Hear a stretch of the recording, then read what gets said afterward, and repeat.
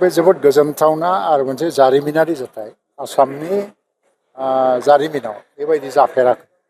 जे एसेम्ब्लियाबो दिसपुरनि बायरायाव आसामनि एसेम्ब्लि हलनि बायरायाव बहाबा जानो हायो बेबायदि सानफेराखैमोन नाथाय डक्टर हिमन्त बिश्व शर्मानि मोनसे गोदान नोजोरजों जे डेम'क्रेसि एट इयर डर स्टेप नोंथांनि दरजा मोखाङावनो गणतन्त्र बे मोनसे सान्थौजों बिथाङा बे हाबाफारिखौ लादों आरो आसामनि बिधान सभानि जे स्पिकार बिश्वजित दैमारि बिथाङाबो बे बिथिङाव बावहाय जि एसेम्ब्लि सेसन बेखौ बानायनायनि थाखाय बिथाङाबो जोबोद हाबाफारि बा गोसो होनानै मोनसे थांखियाव फैदों थ' गाबोन जि एसेम्ब्लि सेसन जागोन बेवहाय गभर्नर एड्रेस जागोन गभर्नमेन्टनि हाबा मावनायनि सायाव लोगोसे मसन अफ थेंक्स बा बेबायदि मोनसे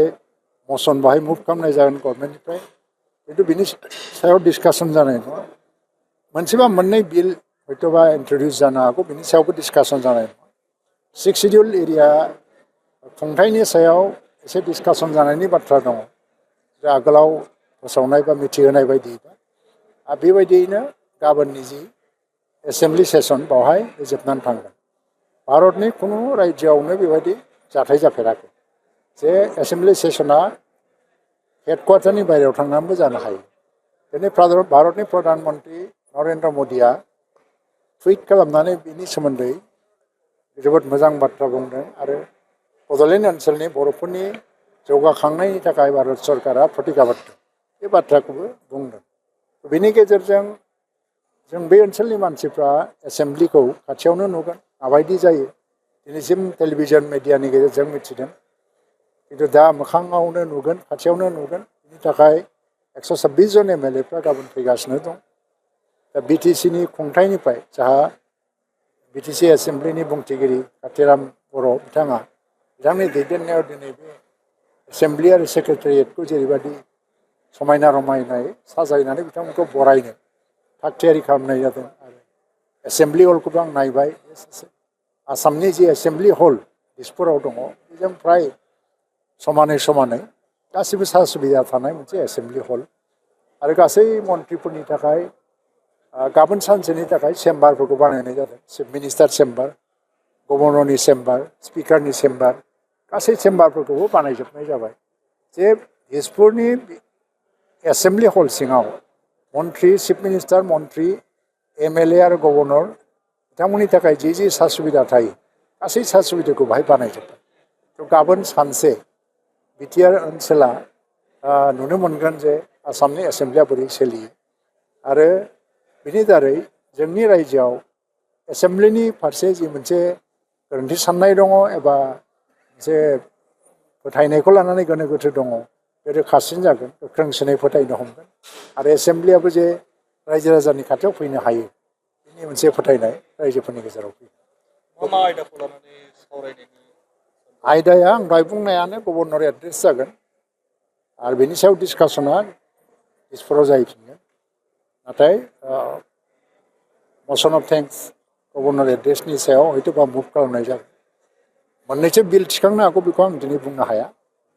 आरो 6 शिडिउल एरियानि खुंथायखौ लानानै सावरायनायनि मोनसे आयदा दङ जुदि समा जेबो उसुबिदा खालामाबा बे एजेन्डायाव दङ स' बेबो मोनसे जेनेरेल डिसकासन जागोन बेनि उनावहाय गाबोननि हाबाफारिया बाहाय जोबनानै थाङो क'क्राझाराव खुंफैनाय हिसाबै बे बाजेट सेसननि गेजेरजों बिटिसिनि थाखाय माबा मोनसे मोजां दा बे एसेम्ब्लि सेसनसो बे केबिनेटआवसो डेभेलपमेन्ट बा इनफ्रास्ट्राक्चार बायदिसिनानि बाथ्राफोरखौ केबिनेट डिसिसनजोंसो फोसावनाय जायो एसेम्ब्लिया बे मोनसे जेनेरेल स्टेटनि एसेम्ब्लि बाहाय स्टेटनि इसुफोरखौ रायलायनाय जायो बे चिफ मिनिस्टारा जुदि माबाफोर साननानै दंबा बे बिथांनि खोथा आं बेखौ बुंला फुंनिफ्राय माने दिसपुरनिफ्राय बिसोरो ग्रिन बासजों फैगोन जि माने क्लिन एनार्जिजों खारनाय बास इलेक्ट्रिक बास आरो फैनानै पाठसालायाव ब्रेकफास्ट जानायनि खोथा बेनिफ्राय बाहाय हयथ'बा 10टानिफ्राय 11टानि गेजेराव सफैनायखौ आरम्भ खालामो आं गार्जेन मिनिस्टार हिसाबैसो बावहाय मोनसे दायित्व दङ बरायनांगौ हिसाबै आं फैनानै थाफैदों नङाबा आंबो बासावनो फैनो गोनां आरो गिबि मन्थ्रिया हयथ' दिनैनो फैखानोबो हायो नङाबा गाबोन फुङाव बेखौ जों रावबो बुंनो हाया खिन्थु गभर्नरा अलरेडि दंफैयो थ' जों रिसिभ खालामगोन आरो गभर्नर एड्रेस जोबनाय लोगो लोगो ब्रेक जागोन आरो बेनि उनाव जिरायफिनगोन आरो गभर्नरा बिदाय लागोन आरो जोङो माखासे खामानिखौ जि सेसननि आद्रा थानाय बाहागो बेखौ जों फोजोबनानै बेनिफ्राय बिदाय लागोन।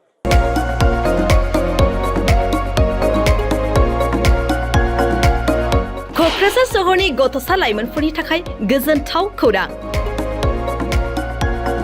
क'क्राझाराव गिबि खेबनि थाखाय गोदानै बेखेवदों इउनिभार्सेल गेम जन मुंनि मोनसे डिजिटेल गेलेमु सेन्टार।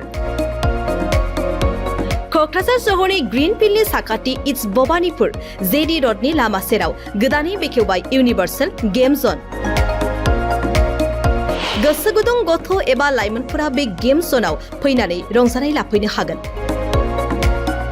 गोदानै बेखेवनाय बे इउनिभार्सेल गेम जनाव गुबुन गुबुन रोखोमनि गेमफोर जेरै horse riding, claw', machine, virtual reality, hammer, air हकी,